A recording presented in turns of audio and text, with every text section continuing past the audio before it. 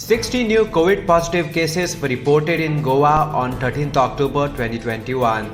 According to media bulletin issued by Directorate of Health Services, Goa's recovery rate is 97.75%.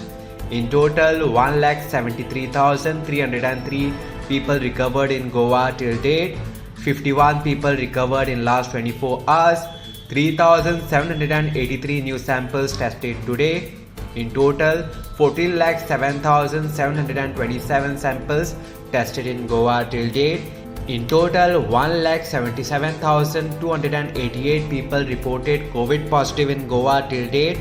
One new death reported today.